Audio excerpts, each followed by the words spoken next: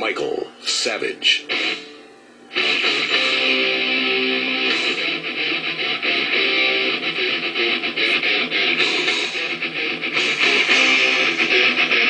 Warning. The Michael Savage Show contains adult language, adult content, psychological nudity. Listener discretion is advised.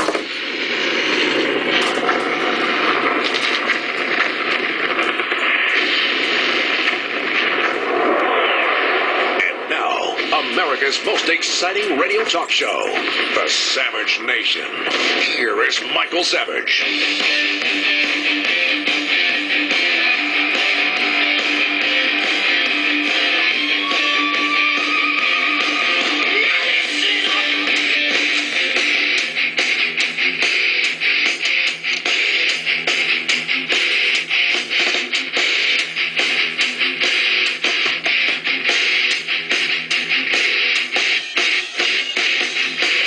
When someone like me in the Republican Party is controversial, when I believe this party was an umbrella party in the days of Goldwater and Reagan, and I really think there's this movement going on to take it back. And I'm trying to. God knows I'm trying to. And there are just people that are, I don't understand why you have such a problem with being an umbrella party. Why? If ever the devil was born.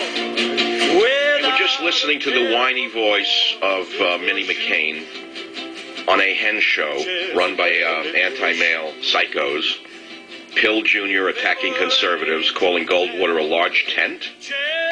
Can we hear her again, the whiny voice of John McCain's daughter on the hen show? Let me hear that again. It's interesting when someone like me in the Republican Party is controversial, when I believe this party was an umbrella party in the days of Goldwater and Reagan, and I really think there's this movement going on to take it back. And I'm trying to. God knows I'm trying to. Your father? Hey, shut up. I don't understand. Shut the chick up. Get Pill Jr. off my show. Now you know why McCain lost. This is what going on in his house? The pillhead wife and Pill Jr. yakking at him? No wonder the guy lost. He was a henpecked man, and that's the end of the story. Yeah, forget about it. The country's melting down. The dictator's out of control. The professor dictator's out of control. The man never ran a hot dog stand. He's already running the banks, the credit cards, the auto companies. Okay? Dr. Dogood. Dr. Dogood. Everywhere you turn, devastation in the first 100 days. Every day you look up, you see the dictator growing fatter and fatter and fatter and stronger and stronger and stronger with help from the vermin in the media. The country's on the brink of collapse because of this man. The worst president in the history of the nation. Every day getting worse. Dancing with dictators. Do I have to go down the litany? I'm not going to do it for you. You know, they say living well is the best revenge.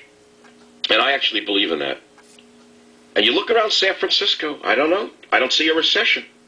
The restaurants are packed. The bars are doing good. Where's the recession? Do you see it in your city? Last night I stopped into my favorite restaurant in the world, Alioto's. I'm not saying it because I have to. I'm saying it because I love the place. I feel good there. Best food, best seafood, nice people. I'm always comfortable in there. You couldn't get in there. I mean, I could get in there, but you couldn't. Well, you could if you called in advance. But I'm saying, it was full. Everyone was happy. It was like the gold rush days. Where is the recession? I don't get it. Who's lost their job? Can anyone explain to me who the recession has hit? I don't see it. Wherever I go, everything's full. Play the whiny chick again for a minute. I got to hear it one more time before I get. It's very unprecedented for someone like Karl Rove or Dick Cheney to be criticizing the president. It's very unprecedented. Former vice president, obviously, Karl Rove, and I just, my criticism is whoa. Hey, Chickadoo. That's John McCain's Chickadoo daughter saying it's unpresidential, like in a dressing room at Macy's, trying on pointy shoes with a girlfriend, sitting there with the America-hating, men-hating vermin there on that show. What do you mean it's unpresidential to attack a president? The guy's a psycho-liberal socialist. What should we do, sit here and watch him dismantle the country? Yakko? Play Jezebel for a minute. Plays whatever you don't play Jezebel. I don't even know who Jezebel is. Their wife is a Jezebel. Their daughter's a Jezebel. Everyone's a Jezebel. So that's actually a compliment today. Earth Day. Yeah, Earth Day yesterday. Founded by a psychotic girl killer, Ira Einhorn. Killed his girlfriend, stuffed her in a trunk. A noted communist of his time. Created Earth Day. And yesterday, Obama, on his flights around America to promote Earth Day, burned more than 9,000 gallons of fuel. That's not a lot of gas, by the way, for a plane. 9,000 gallons of fuel to celebrate Earth Day. Why don't you go eat a spoonful of Earth if you love it so much? All you Earth lovers who've done nothing for the Earth in your entire life while I have, why don't you go eat a pint of dust and get back to me? The country's on the brink of collapse. The country's on the brink of collapse. Oh, I know. I know what you're going to say. Bush bankrupted America. But you don't have to tell me that. I set off the alarm bells over a year and a half ago when I called him a fiscal socialist. Bush, that is. I try to warn the country. No one listens to me. No one listens to what I say. But let me ask you a commonsensical question.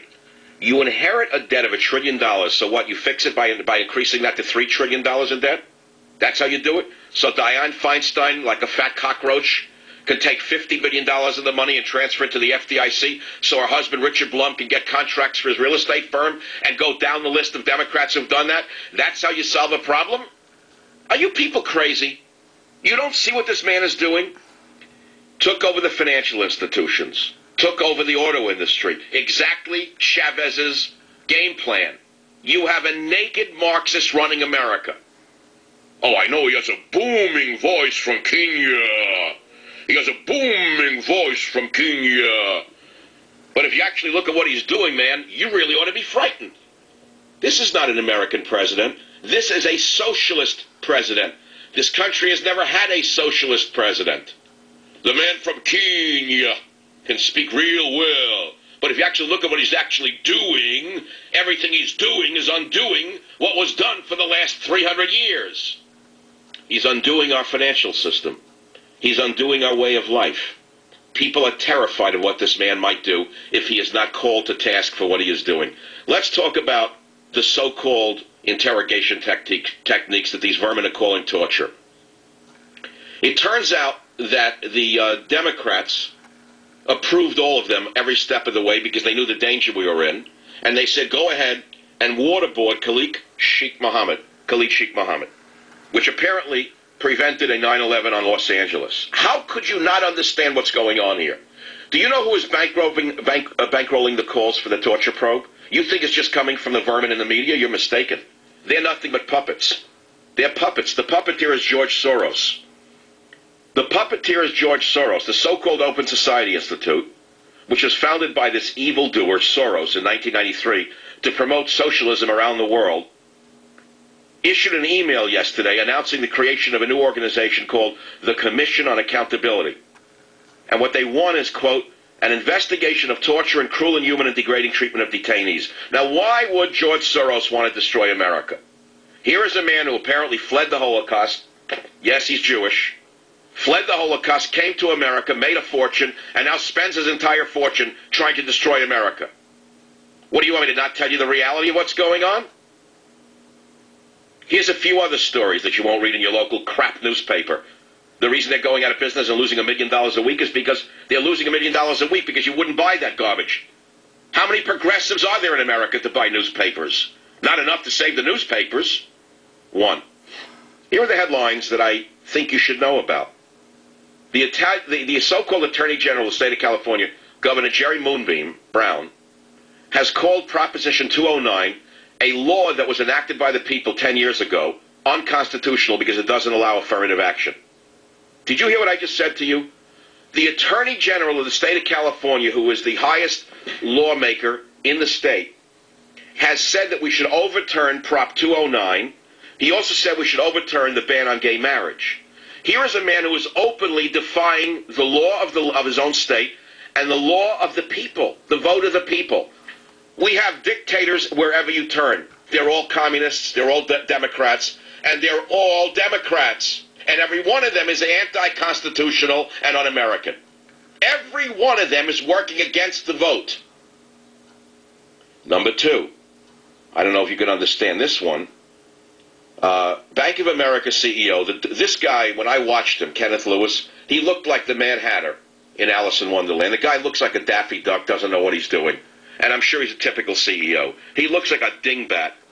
He testifies today that he was told to keep quiet about the losses of the company Merrill Lynch that his company B of A was acquiring. That's right.